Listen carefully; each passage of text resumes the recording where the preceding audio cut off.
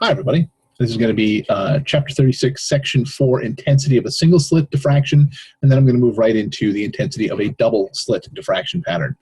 So the book puts this particular unusual-looking graphic as an attempt to explain what is going on with the different peaks and how they are combining. So I'm going to start at the bottom first. The idea here is that there are 18 phasors. Basically, we've broken up our electric field into 18 components, each phasor coming from a 1/18th of the single slit by Huygens principle, where the single slit is split into a series of different sections. And we represent the central peak maxima here as the location where all 18 of those phasors show up. They are all in phase. They therefore constructively add. You have your maximum phasor directly on the x-axis, no intensity on the y, and they're all in phase. You come to your second peak, which is here, and now your phasors are slightly out of phase, but when we add them all up tip to tail, we end up with an electric field magnitude as a function of angle, which is separated from the y-axis by a distinct amount. Forgive my drawing here, but they collectively come up and have an intensity which is slightly smaller than the intensity of the maximum peak.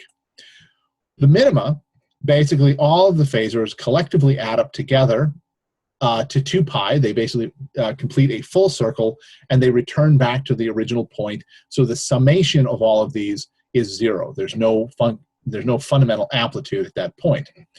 We see one of these smaller minima here, the first minima. Now the phasors, they add up, they go all the way around in a circle, and then they continue and add up again. And as a result, a large fraction of the total intensity is summed to 0 and cancels each other out, whereas your remaining components add up to a significantly smaller total amplitude, and that gives the justification for why the secondary and tertiary peaks are so much smaller than the original. So it's something of a confusing drawing to look at. If it's something that you are not comfortable with digesting, don't worry about it. I'm not going to be asking you to do anything like this on either the homework or the quizzes or the exams. This is a conceptual idea that it might be useful for you to visualize and think about as you are going forward with the homework. But what I want you to know, the single thing that I think is important, is the equation itself. So this is the intensity equation as a function of angle. So the intensity as a function of angle is equal to a maximum, which is considered Im. And on these graphs, the maximum is basically set to be equal to 1. And that maximum is a function of sine alpha over alpha, which describes this pattern of a central peak with smaller side peaks. You may recognize this from calculus, where there were several exercises in the Stewart book examining the limits of sine alpha over alpha. But we're not worried about those limits right now. We are basically using this as a direct way of calculating the profile of this particular peak. Now, what is alpha? Alpha is basically going to be the angle of sine alpha, which is going to be half of the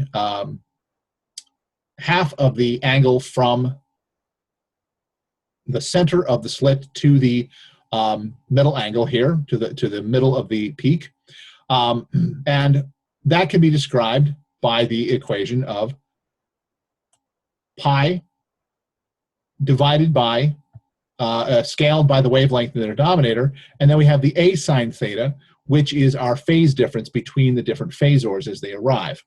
And that combination can be equal to m times pi down here, which would give you a intensity minimum. That would basically cause sine alpha over alpha to completely disappear. Or you could have alpha is equal to m plus a half times pi, which would give you a bright intensity maximum.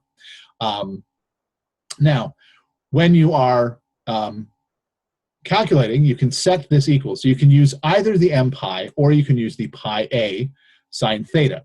And when you do this calculation, you can see that the intensity will be directly related to the angle away from the center that you are observing at, as well as the it's dependent on the wavelength and the slit width. And so that's what the intensity is based upon, similar to what we did with the interference, but we're going to get to the interference equation for intensity in a couple of slides. So let me close out of this and go to the next element. This here is a proof of the intensity for the single slit diffraction pattern. Basically, they are setting up a peak where the electric field as a function of angle is shown in the phasor diagram, and they go through a geometric representation of why the electric field as a function of theta can be represented in a trigonometric relationship with the r distance to a center of curvature, and alpha is half of that angle split there, and they basically take the they derive a representation for the electric field as a function of angle, and then they square it and then do the same analogy they did with the intensity of taking the intensity ratio as being proportional to the electric field ratio, and therefore they can write the intensity as a function of sine alpha, where alpha is half of this angle, at which half of the angle phi, which represents the angle difference between the electric field as a function of theta and the electric field total amplitude. But if you want to look into it, it's in the book. I'm not really going to describe this. Again, I will not be asking you to derive this. Don't worry about that. I will, however, ask you to know how to set up an intensity equation using alpha and phi. So let's take a look at the intensities of the maxima in a single slit diffraction pattern. So the intensities of the first three secondary maxima in a single slit diffraction pattern can be measured as a percentage of the intensity of the central maxima. So we're basically saying they want us to find the intensities of the first three.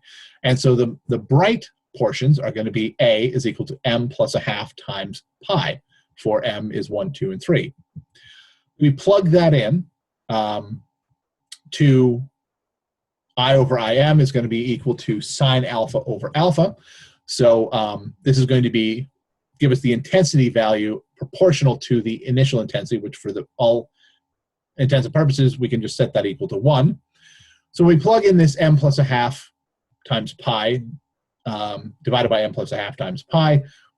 We will solve for the first, second, and third. So when we plug in 1, we get sine of 1.5 pi divided by 1.5 pi squared, and we get a result that is approximately 4.5%, which is fairly small. And when we do for M2 and M3, we end up getting the intensity ratio of 1.6% and 0.83%. So all three of these are substantially more than 90% less intense than the central intensity peak. And that's really the primary lesson of this particular example, is that those side peaks are significantly smaller because of this sine alpha over alpha function. Now we look at the diffraction by a double slit.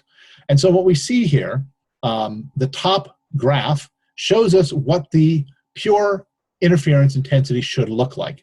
That as a function of angle in degrees, we would expect a series of well-separated intensity peaks for a double slit, with each slit being of width A and the separation between them being of width D. That's what we would see up top. Now, the diffraction pattern, which is in the second, this one here, this is your diffraction pattern. This is what's happening just from the fact that the slits have an opening of width A. When you combine the two, which is what's happening in the bottom, this is both the intensity, both the interference and the diffraction pattern simultaneously. You get both effects, and the diffraction pattern ends up reducing or eliminating some of the peaks that you would expect from the intensity. And when you do your diffraction and interference labs, you're going to see this effect quite clearly. Now, the question is, what is the intensity? How do we describe the intensity of this combination of relative intensity from interference versus relative intensity from diffraction? And the answer is we're going to use multiplication. We're going to take the intensity of sine alpha over alpha squared, which is the intensity of a diffraction pattern, and we're going to combine it with the cosine squared beta of the intensity pattern, or the interference pattern. So this is interference times diffraction, and that is why those two combine to give you this very interesting graph here at the bottom. So be aware that the beta here is dependent on the separation between the slits. It's dependent on the D here, and the alpha is dependent on the A.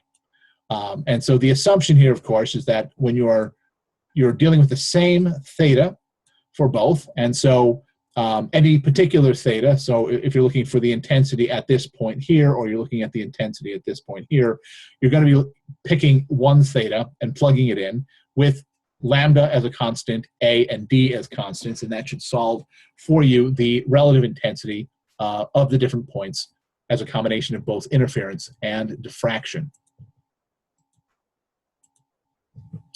So let's do an example. This one does not involve intensity, but it does involve location. So we have a double slit experiment. The wavelength lambda of the light source is 405 nanometers. The slit separation D is 19.4 micrometers. And the slit width of each individual slit is 4.05 micrometers. So they're asking us to consider the interference of light from these two slits and also the diffraction.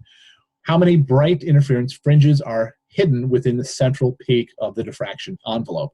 So the idea behind this is that we look at the single slit diffraction, where these are the minima. A sine theta is equal to lambda, where m is going to be the first minimum, where m is equal to 1. That's going to be the outer edge of your central peak.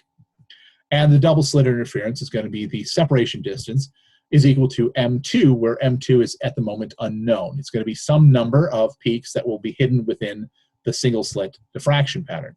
So what we do is we can just simply take the ratio of these two equations. D sine theta over A sine theta is going to be equal to m lambda over lambda, and you end up with m2 is equal to D over A. We plug it in, we get 4.8, which means there are 4 distinct peaks on the left side, and there's going to be 4 distinct peaks on the right side, not including the central maximum. So as a result, you're going to end up with 9 total, including the central m equals 0 peak, that will be hidden within your central maximum. So they have a diagram for this, and we can see that the diffraction envelope basically includes peaks 1, 2, 3, and 4, and the central m equals 0 peak. And this is the right-hand side, but the left-hand side is a mirror image of it. So you'll expect 9 peaks in the middle. Now, zooming in on this secondary peak, you can see peak 5 is just peeking into the second diffraction envelope. It did not get eliminated completely, although in certain situations it can be. So be aware of that when you're doing your analysis. The next part of this question is how many bright fringes are within either of the first side peaks of the diffraction envelope? So the outer limits of the second m equals 2 diffraction peak, this is going to be the second minima, and we can find out using the same technique how many total peaks are expected within this. And so we divide d sine theta by a sine theta, and we end up with m2 is equal to d 2d over a, which doubles it to 9.6. So from 0 to the second minima, we expect 9 peaks. But we already know that 4 are hidden within the first peak. And so when we count them, we get 5, 6, 7, 8, 9. So we've got 5 additional peaks hidden in that second diffraction envelope, which we know is about 4.5% of the magnitude of the original peak. Now, each of these individual peaks can be calculated as a function of angle. Knowing D and knowing A, we could, in fact, solve for the relative intensity of each one of these peaks separately. And that's something that would be a combination of the cosine squared beta as well as the sine squared alpha over alpha squared for the intensity. But I don't have a example for this, but you can check it out in your homeworks. All right, so that is the end of the double slit diffraction intensity section, and I will stop here.